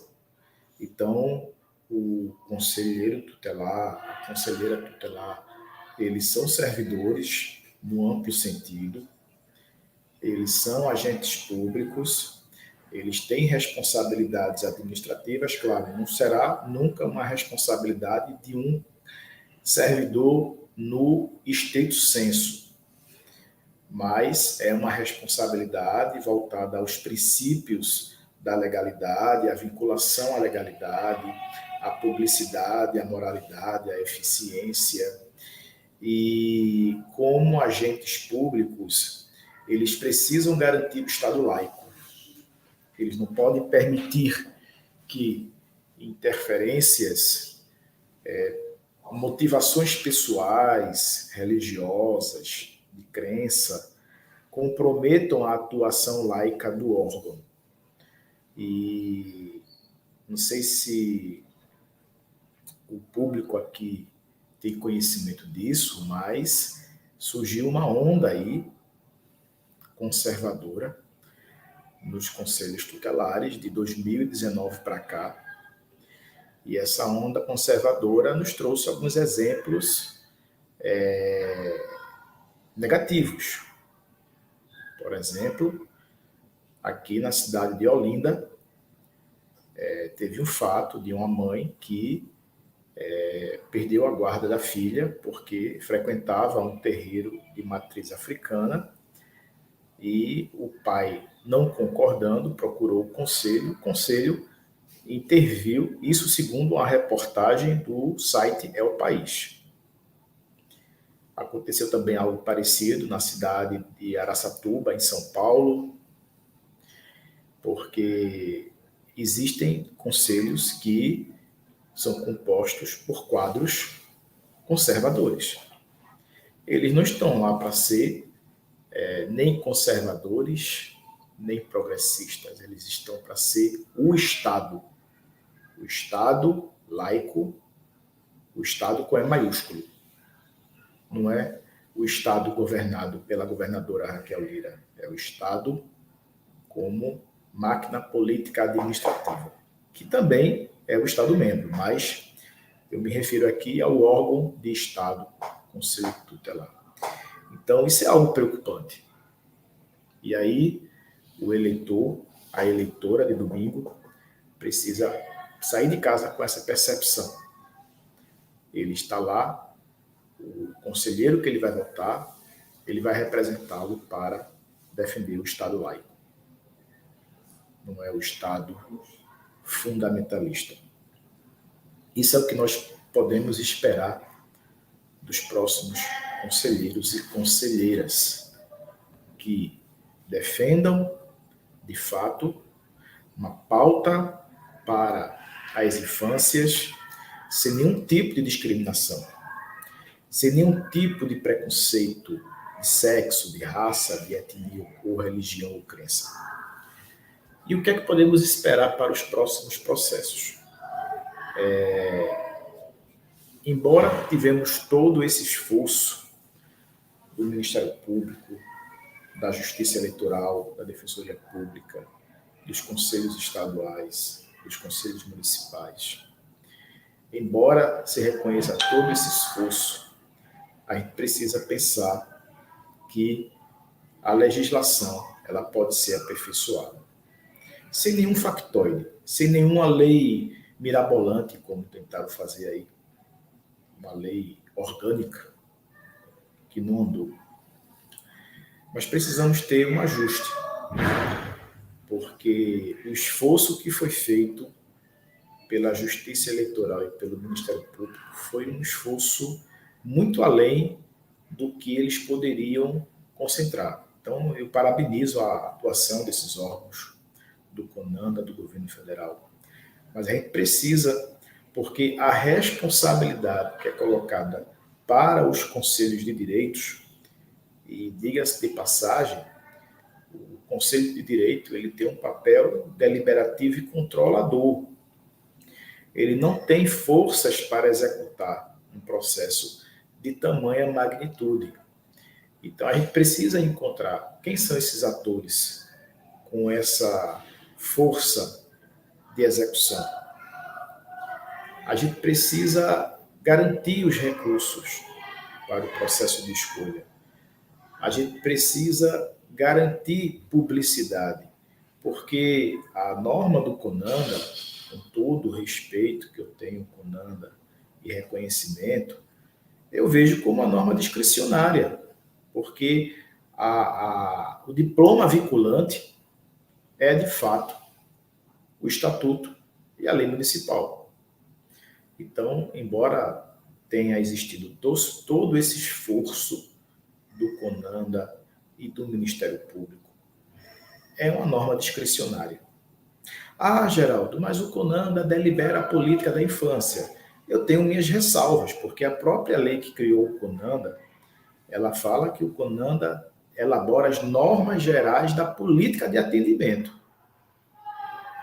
observadas as diretrizes do artigo 88 e as linhas de ação do artigo 87. E o Conselho Tutelar ele não está inserido nessa política de atendimento, na acepção do termo do Estatuto. Está lá no título 1º do livro 2. É uma interpretação sistemática da Lei 8.069. Mas aí a gente precisa buscar esse esforço junto ao legislador, junto ao parlamento, para que promova mudanças efetivas que tragam crescimento e não retrocesso. Teve uma mudança no passado, há 4 anos atrás, que permitiu a recondução sem limite, que eu particularmente não fui a favor, porque favorecia alguns em detrimento de outros. Esse ano, por exemplo, alguns municípios eles retiraram a necessidade do conselheiro fazer prova, mas felizmente isso foi expulso do ordenamento por atuação do Ministério Público, porque feria o princípio da isonomia, ou seja, os conselheiros de mandato não precisariam fazer prova. Isso foi aprovado em algumas cidades, mas felizmente isso foi expulso do ordenamento em ações judiciais. E foi inclusive um lobby dos próprios conselheiros tutelares, sabe? Advogando em causa própria. Então, assim, é algo que a gente tem que pensar. E aí não podemos deixar apenas a critério de cada município. A gente precisa trazer uma uniformidade.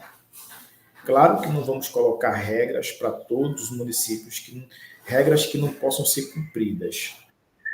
Mas não podemos permitir, por exemplo, que leis municipais beneficiem interesses particulares. Isso aí é que nós não podemos admitir, porque isso é um retrocesso. E aí não podemos comprometer uma luta histórica de mais de 30 anos. Então, já fazendo minhas considerações finais, eu queria fazer aqui um registro, porque se hoje nós estamos aqui discutindo, foi fruto do esforço e da luta de alguns do passado. E esses que foram atores do passado ainda são atores do presente.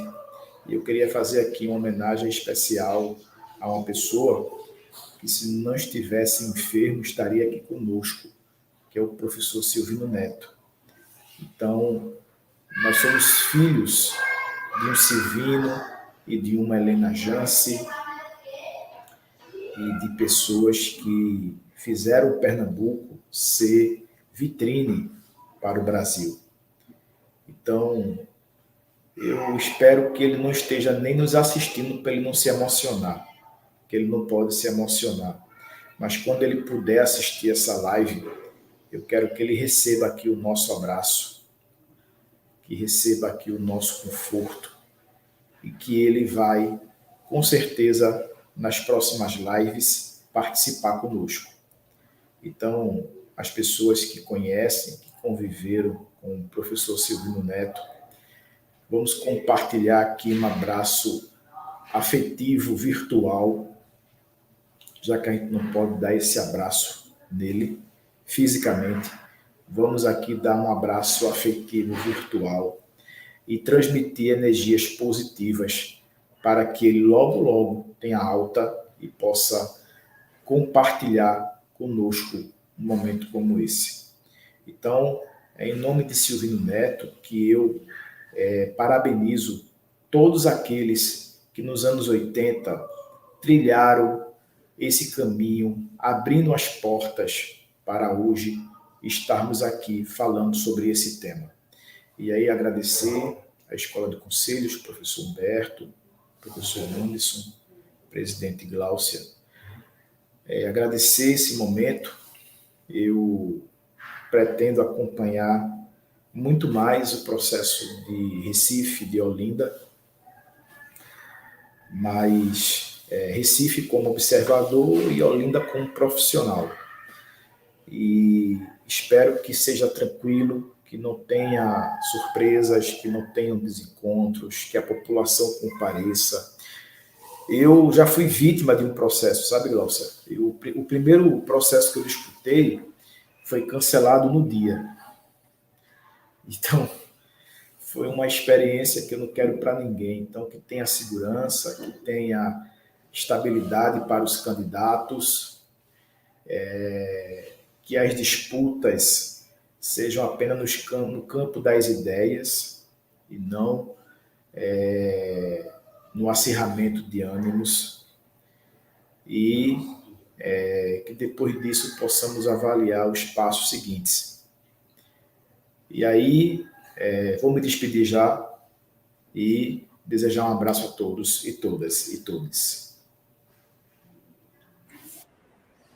Muito obrigado, professor Geraldo, pelas palavras, né, e também por essa referência ao nosso professor Silvino no final, que ele logo esteja com a gente novamente nas nossas lives, nas conversas, nos cafezinhos.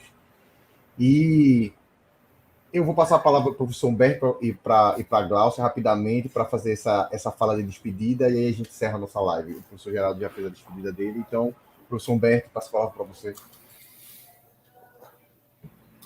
É isso, né? Para a gente o futuro é agora, né? Penso que a gente precisa construir, né, mecanismo de mobilização intensa, né? E, né, eu penso assim, que hoje, né, a gente tem que pensar, acho que eu falo bem do ponto de vista institucional mesmo, né, de como vai ser essa formação a partir do dia 2, Glaucia? Já está em conversa com a presidenta Glaucia Sédica vai estar com a escola de conselhos, para a gente já fazer a grande proposta de formação oficial do Estado. Então, o Geraldo de professor Anderson, né, já está nessa luta mesmo, né, de a gente organizar esse grande processo de formação. O Conselho Estadual já está com a gente, pensando, né, presidenta, já dialogando, já pedindo diagnóstico, proposta, né, como é que vai ser, e eu acho que é isso, né, pensar na formação, que é a parte que nos cabe, para uma formação que transforme, que fortaleça, né, fortaleça a pessoa, né, conselheiro, conselheira, mas fortaleça também a rede, né, fortalecendo a pessoa, a gente fortalece a rede. E como o Geraldo, né, trouxe a questão que a gente ia terminar com ela, e Geraldo acabou adiantando, né, mas assim, com toda a permissão do mundo, afinal de contas, né, tem acompanhado de perto, assim como a presidenta também tem acompanhado, se esforçado, inclusive, para... Eu penso que o Silvino vai estar conosco, sim, tomando o cafezinho que ele deve a Glaucia, inclusive. Eu não esqueço de... Eu acho que eu também, esse café eu vou participar também. Anderson, né, e eu acho que Bernadette, que está aqui, vai querer também participar. Olha, Glaucia, eu sei que a dívida é com você, mas eu acho que a gente vai ter que fazer um grande café no Sédica, né? Faço questão de contribuir, né? Para quando o professor Silvino se recuperar, a gente, né, chamar o professor, dizer assim, vamos para o Conselho Estadual, porque tem a presidenta, Bernadette, a Alana, todo mundo lá está querendo tomar cafezinho com o senhor. Eu vou chamar todo mundo da escola de conselho, quer dizer, todo mundo vai estar mesmo, né? E a gente vai fazer aquela grande festa, porque a luta, ela só tem sentido quando ela tem afeto, quando a gente tem respeito, quando a gente tem esse carinho pela pessoa humana. Então, não há luta, para mim, né, se a gente não tem afeto, se a gente não tem esse respeito cuidadoso, né, que a gente tem que ter com as pessoas, né? Obrigado, Anderson, parabéns pela condução, professor. Gratidão, professor Geraldo, professor e presidenta Glaucia, muito agradecida à senhora e toda a sua equipe que está aqui também, Bernadette, Alana, professores e professoras da Escola de Conselhos aqui também participando, pessoas de todas as regiões do estado, e, né, eu também quero fazer um agradecimento especial ao Mário, que pensou toda essa lógica, né, tecnológica e de mobilização social. Gratidão também ao Mário por isso. Passo a palavra, professor Anderson. Por favor, Glaucia, fique muito à vontade para fazer suas considerações finais. Eu pensando aqui, ouvindo vocês todos, né, principalmente nas considerações finais, eu sou uma pessoa hiper emotiva, assim. E me veio na cabeça o seguinte, como que, no momento que eu cheguei ao SED, que eu estava pedindo assim, Deus, me dê um motivo a mais para estar em Recife, né? Porque você sair da sua casa tá a 720 quilômetros de casa, morrendo de saudade, assim, tem mais de um mês que eu não piso o pé lá, tem que ter um grande motivo. Aí tudo foi muito acontecendo, né? Fui indicada ao conselho, aí teve a posse, aí avançou, aí presidência, eita! Mas, assim, eu posso dizer que o dia que me situou e botou meu pé no chão foi no aniversário do ECA, de 33 anos, que a gente fez um evento e estavam lá, né? Graças à articulação da equipe do SEDECA, Helena e Silvino. E aí eu fiquei... Gente, eu estou aqui observando as pessoas que eu lia, que eu assistia documentário, que eu ouvia falar... E eles foram tão generosos naquele dia comigo que eu não vou esquecer nunca. Pareciam que estavam, assim, dando uma bênção, sabe? Quem estava lá no dia do evento sentiu um pouco isso. Eu acho que Mário estava lá. Mário, ele acompanhou isso. Eu fiquei, assim, trêmula, sabe? Porque Dona Helena mesmo falou, tem que fazer isso, isso e isso, e a gente tem que construir junto, e a criança, a adolescente, e ela sempre fala que se cumpra um ECA na íntegra, né? E aí ela faz essa fala e fala, vira para mim e faz. E a responsabilidade sua, Glaucia, a gente está acreditando em você. Eu digo, gente, é um colegiado, né? É uma bênção muito boa. E teve o professor Silvino no mesmo dia que me presenteou com um livro que tem outra cena emblemática que Anderson gravou, que eu leio um trecho desse livro para os municípios, enquanto a governadora do estado segura o livro do professor Silvino, né? E ele me presenteia com esse livro e a gente marca de tomar esse café. E aí eu falo quase que diariamente com Késia, assim, em uma oportunidade que ela assista aqui, a gente manda abraço para a família, porque é uma resiliência, tem sido uma luta muito, muito grande, né? Então, assim, eu sempre, como estamos hoje? Como estamos hoje? Porque, assim, além de tudo, ele me prometeu um café. Não me prometa, vamos tomar um cafezinho? Ou então, vá visitar meu projeto? Eu vou. E a gente estamos aqui ansiosos, né, pelo retorno do professor Silvino, e eu me sinto, assim, agraciada de ter tido a oportunidade de ser novata diante de vocês, dentro desse sistema de garantia aqui no Conselho Estadual, mas está sendo tão abraçada. E tem sido muito, muito, muito bom caminhar ao lado dos colegas conselheiros, da equipe do SEDECA. Eu aprendo todo dia, professor, com elas. Eu aprendo absolutamente todo santo dia, assim, com elas, em conversa. A gente tem nossa memória lá, viva, Márcia, a gente sempre busca. A Lana, a gente tem um estilo muito, muito parecido. Então, assim, sabe, quando juntam uma galera que quer que as coisas deem certo, o futuro é que dê certo, né? Então, esse é o nosso compromisso do SEDECA, honrar a história de todo mundo que passou aqui. Quando eu falo disso novo, ou que a gente está se movimentando, não estou falando que a história do SEDECA começou agora, sabe? Começou antes, tanta gente boa, massa, passou por aqui. É uma honra para a gente estar aqui hoje. E a gente deseja honrar esse espaço, né? Então, eu agradeço demais o convite. Eu estou feliz de estar aqui conversando com vocês. Acho que se eu desenhasse há 8 meses atrás esse momento aqui, eu estaria pelo menos assistindo, porque eu sempre me inteirei, né, dos movimentos. Então, obrigada pelo papel social que vocês têm, obrigada, Anderson, pela condução aqui maravilhosa, professor Geraldo, que agora, ele hoje, depois que ele me mandou a primeira vez, um artigo e uma lei, agora é compromisso.